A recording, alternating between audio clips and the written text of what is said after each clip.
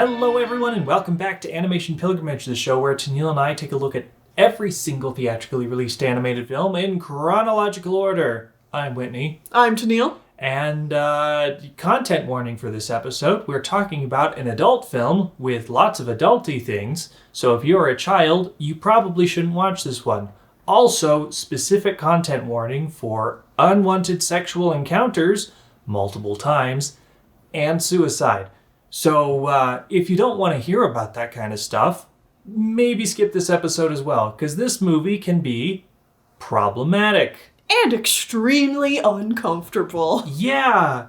The movie in question is Natsu no Tobira, aka The Door into Summer. Given to us by Toei of Japan, but a lot of the animation was actually done by Madhouse. Studio Madhouse. Back again! Wow, I wish I liked it as much as their other movie we watched this year already. I know, right? So, this is not a film for the faint of heart. And I wish I could judge it on art alone, because if I could, it would be a very highly recommended film. This has some great composition, some great, I wouldn't say character animation, but good, stylish animation. And, like, it's very unique in its styling. It's got something that I think, will be pretty genre-defining. It's that, like, tall, pretty boy, French-esque inspired art style. Sparkly eyes. With the sparkly eyes and everything. And it's very different in that regard. And the backgrounds and the settings are all very beautiful. But the movie itself, I just can't really recommend, which is a shame because the art is so good. Well, how about we get to a plot synopsis? Yeah. Marion? Sure. I was never really quite sure how it's supposed to be said. Some of these names are supposed to be pronounced. Yeah. I'm going to say Marion. Okay.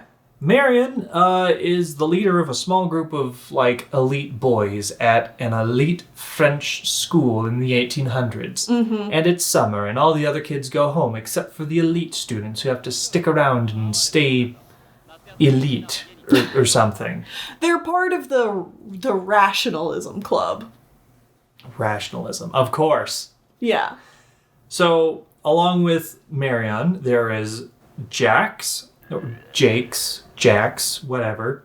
He's an arrogant little shithead. And then we have Lind. He is very quiet and analytical. And then there's Claude, who's the quiet one and also gay. Yeah. Well, it's unfortunately, this is not as exciting as you would hope it would be. So, the boys are in the rationality class, or club, I guess. And that makes a lot of sense because they rationale about things like love and sex and how it's just a thing that you do because you need to.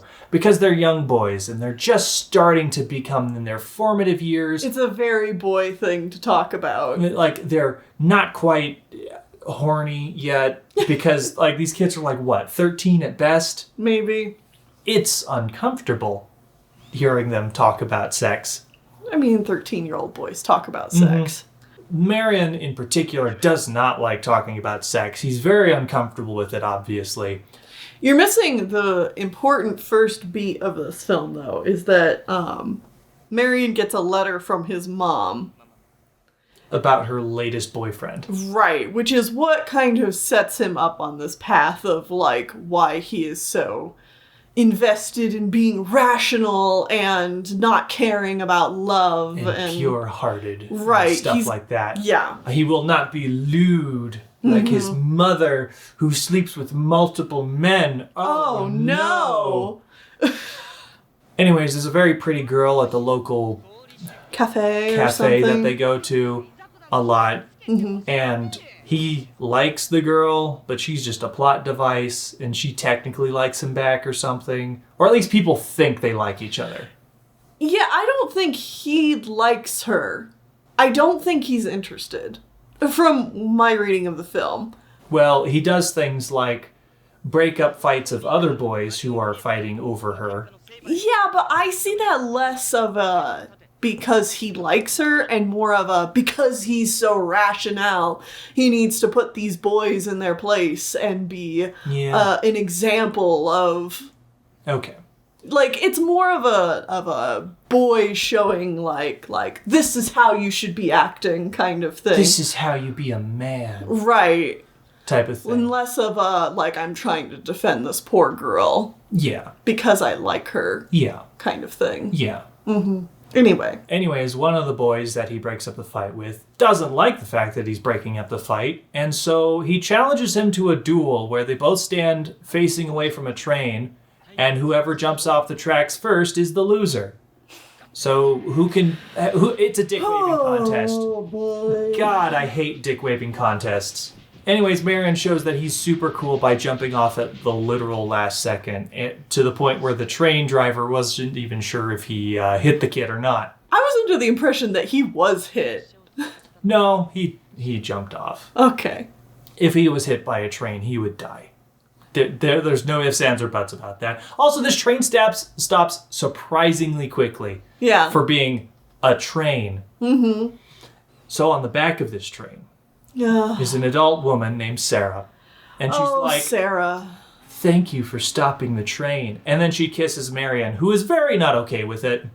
Yeah, he's like, what? Their ages. They're like 12, 13, right? Yeah, Probably. They are underage. For sure. Absolutely For underage. Sure. And she is a grown-ass, adult, married woman. She's not married. She has somebody else that she has a significant other. Oh, yeah. She is, like, it is discussed later that she is specifically she's around to sleep with an important guy who is also not married on the side. Mistress, that's the term. Yeah. She is specifically someone else's mistress. Uh-huh. But she kisses this small boy, and he's not okay with it.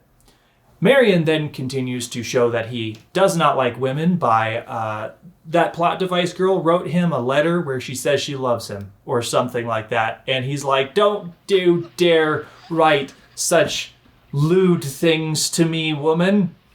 And then he runs around in the rain and, like, gets pneumonia.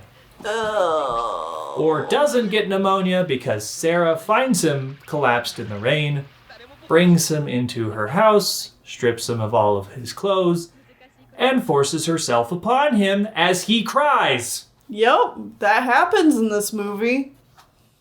After the deed is done, he's a man now, and he totally loves her and wants to do it many more times. And they do. This. Oh, yeah. I hate this. We'll get into it, but I just kind of want to force our way through the rest of the plot summary. Uh-huh. And then we can discuss how bad this is. I mean, no, I'm not, go ahead. I'm not even going to say anything right now. So he is madly in love with this adult woman who forced herself upon him against his own will, and he's totally down with love now. Love is great. He loves love and sex, and will openly kiss this adult woman in public. His two friends, Jax and Lind, are like, well, cool, he's out of the way, so now we can fight over plot device girl. Mm-hmm. Also, the Count, who Sarah is the mistress to, comes in. He is Count Clooney, and one of his friend rats on Marion, and Count Clooney's like, and? I don't care. I don't care. Yeah. I'm here now, and she's not seeing him now. I don't care if she saw him earlier. He praises Sarah. Oh yeah, he absolutely praises Sarah for like, good job. Taking care of that boy. Mm-hmm. Good job bonking that child. So, you remember how we said that Claude is gay? Mm-hmm. Marion finds Claude in the horse barn, and he has a knife, and he has taken many too many drugs, because he is very sad that he is gay. And then he... And in love with Marion. And specifically in love with Marion. Mm-hmm. And then he forces himself upon Marion, who fights back. And then Claude jumps in the river and kills himself. Yeah. And then Marion laments the fact that, oh no, if only he knew the joys of sex, he wouldn't have killed himself. Oh. He also says, like, that he wishes that he would have loved Claude back. Mm-hmm. And it's just not good. handled well at all. But I mean, it's also, the short 1800s. story was written in 1975.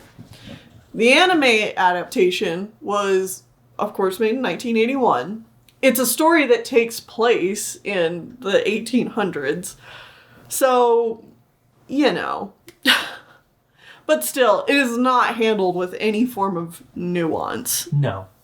Also, standing over Claude's body, Jakes and Lynn decide that they're going to have a duel over Plot Device Girl.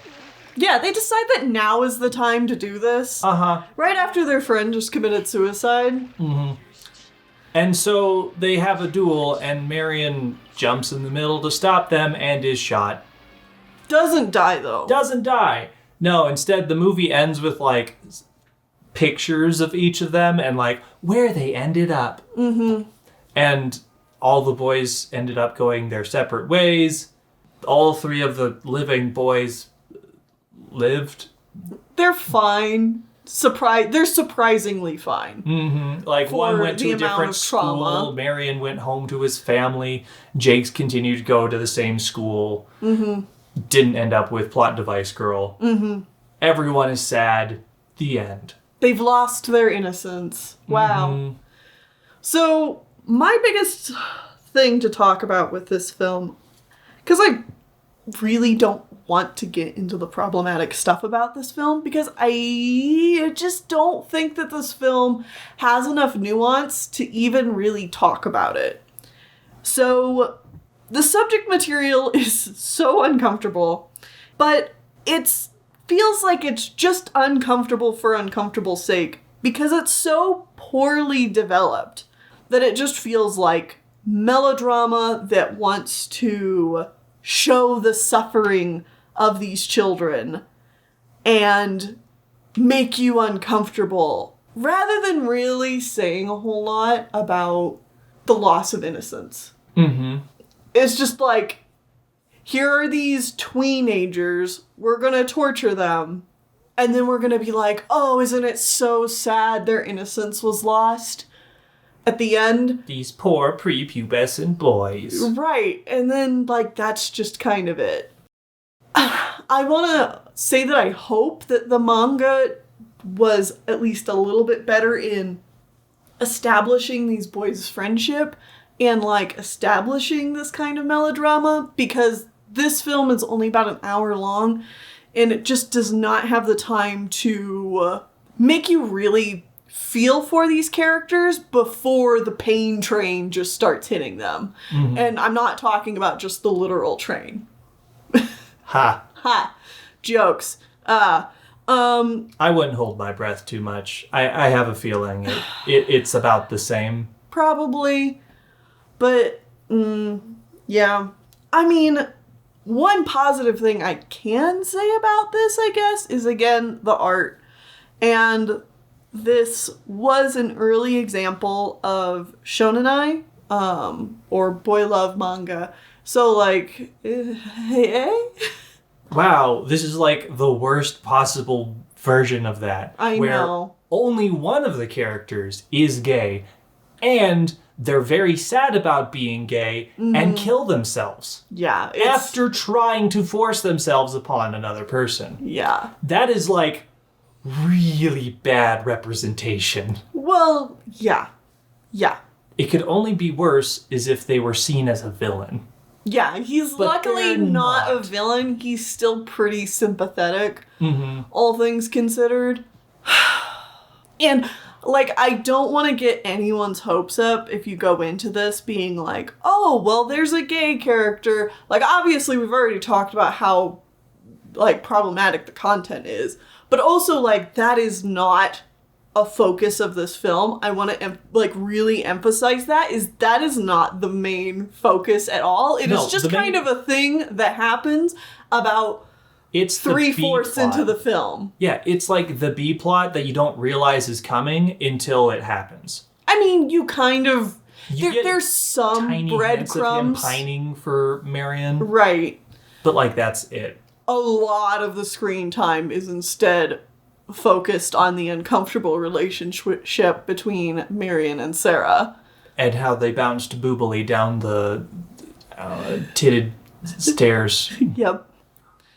Yeah. Lots of nudity.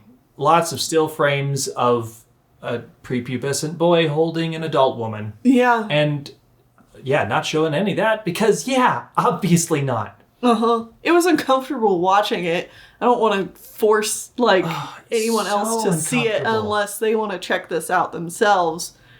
And, like, I can't recommend it, but if you're interested in seeing, like, where the history of Shonen Ai began, if you're interested in seeing the history of Madhouse Studios animation, I could see somebody wanting to check this out.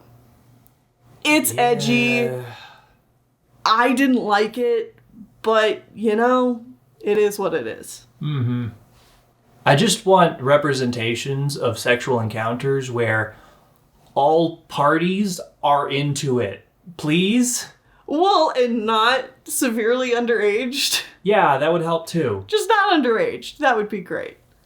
But we've had not underage characters who are severely not into it. Mm-hmm. I just want consensual sex, okay? That would be nice. Yeah, that would be nice. Like, that's the bar I'm going for first. just, you know, if at least it was consensual, that'd be nice. Adults is immediately after that, but at least can we have consensual? The lowest of low bars. Yeah. Yeah. All right. This was directed by Mori Masaki.